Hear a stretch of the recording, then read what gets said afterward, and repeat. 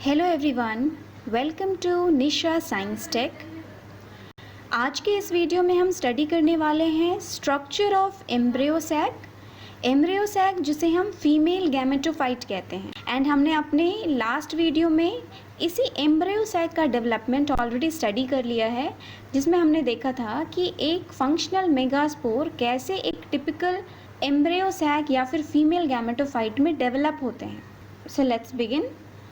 तो embryo sac क्या है? Embryo sac is the female gametophyte जिसके अंदर फीमेल गैमेट है या फिर एग है। Embryo sac is an oval multicellular structure which is embedded in the nucellus. हमने ओव्यूल जब स्टडी किया था तो वहाँ पर भी देखा था कि न्यूसेलस के अंदर एम्ब्रियो सैक प्रेजेंट होता है। एंड ये एम्ब्रियो सैक जो है वो क्या है? ओवल स्ट्रक्चर है एंड मल्टी सेल्यूलर है। The mature embryo sac is a 7-celled and 8 nucleate structure। जैसा कि आप यहाँ इस फिगर में देख सकते हो, ये एक मैच्योर एम्ब्रियो सैक इस स्लाइड में आपको दिख रहा है। एंड ये क्या है? 7-celled एंड 8 nucleate स्ट्रक्चर है। इन सभी को हम एक एक करके स्टडी करेंगे। ये 7 cells में क्या क्या आते हैं?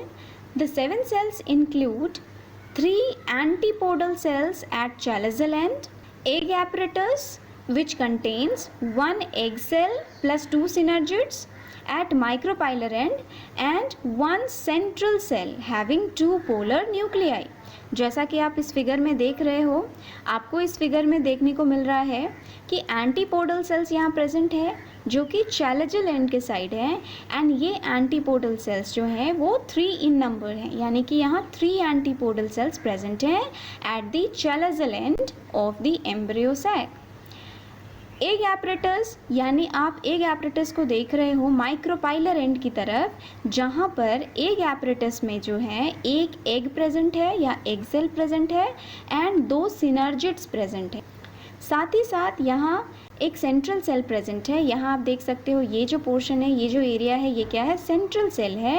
एंड इसी सेंट्रल सेल में जो है वो 2 पोलर न्यूक्लियाई प्रेजेंट है। यहाँ 2 पोलर न्यूक्लियाई जो है वो सेंटर पे प्रेजेंट है। तो हम एक एक करके देख लेते हैं कि इन सभी स्ट्रक्चरल पार्ट्स का क्या क्या फंक्शन है। तो जो एंटीपोडल सेल्स हैं, antipodal cells are group of 3 vegetative cells of various shapes and sizes.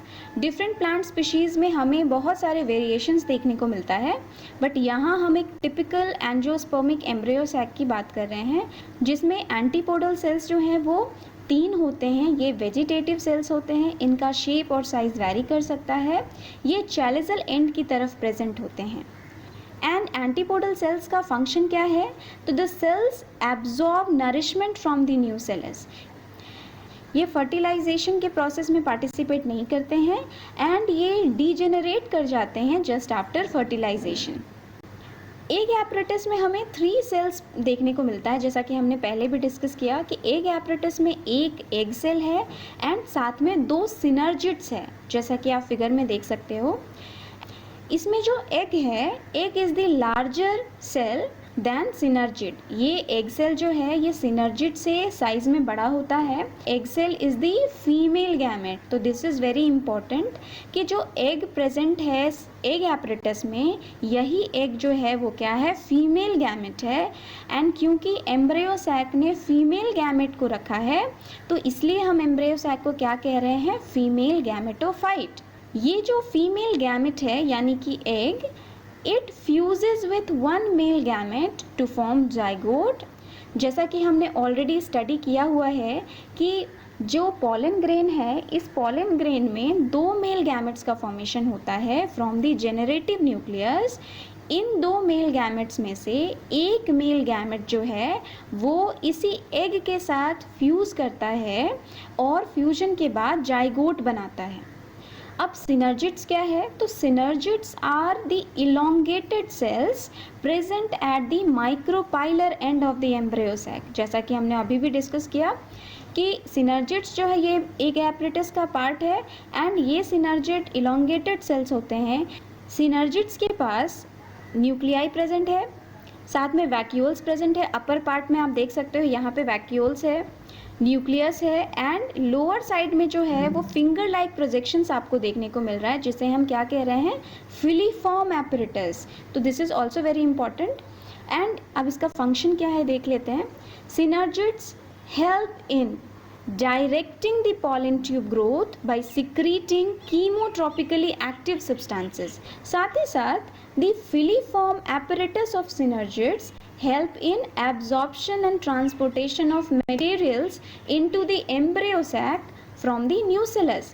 तो filiform apparatus का काम है कि ये क्या करते हैं, न्यूट्रिशन को एब्जॉर्ब करते हैं from the nucellus and embryo sac को प्रोवाइड करते हैं। Synergids degenerate and disappear soon after the fertilisation और even before it.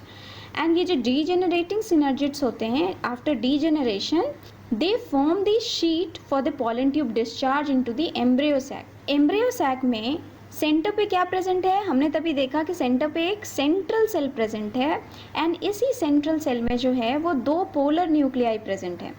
The two polar nuclei fuse to form single diploid secondary nucleus and ये जो central cell है यही एक cell है एम्ब्रियो सैक का जो कि डिप्लॉयड होता है।